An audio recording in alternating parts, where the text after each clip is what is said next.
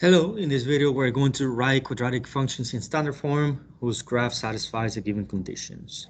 Now notice that I want to let you know that this is the second video out of two. If you have not watched the first video where I go in detail explaining this type of problems, go and click on the card that is showing up at this moment, and then come back and do these extra examples. So as I mentioned, these are extra examples, so work through them first and then come back so you can check your answers.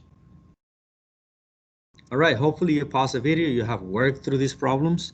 And what I'm going to do is I'm going to solve these two problems. So it says write a quadratic function in standard form whose graph satisfies a given condition. So the first thing that I notice is that we're given the x-intercepts. Now because they're given the we're given the x-intercepts, I'm going to use the intercept form equation of a quadratic, which I'm writing actually is minus p.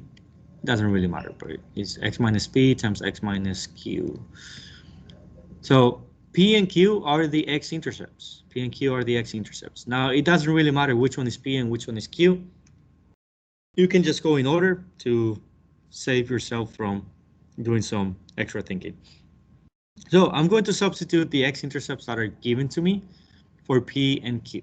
So we have y is equal to, well, as I mentioned on the previous video, one of the things that you should know is that because we are not given any extra point, we cannot identify the value of a.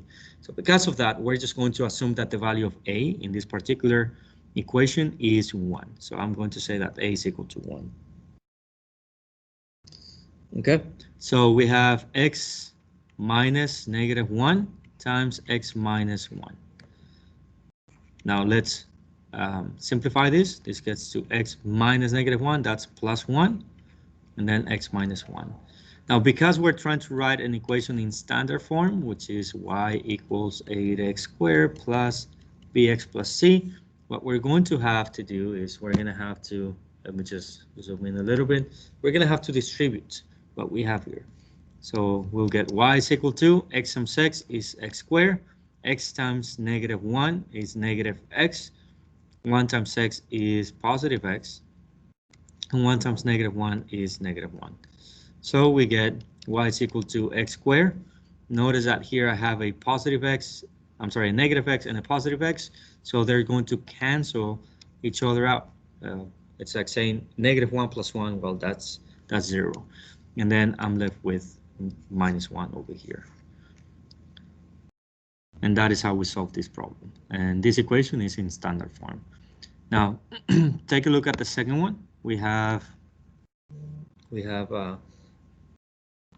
on this particular problem, everything that's given to us is just the vertex.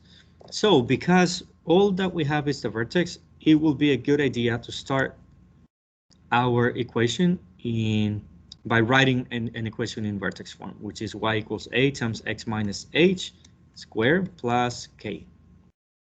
Now, remember that, and I also explained this in the previous video, that the vertex is h comma k. One more time, because we are not given any extra point, we will just say that the value of a is equal to 1. So, assuming that a is equal to 1, let's just substitute the values of 8 and 8 for h and k. So we have x minus 8 squared plus 8. Now x minus 8 squared, x minus 8 squared, that will be x squared minus 16x plus,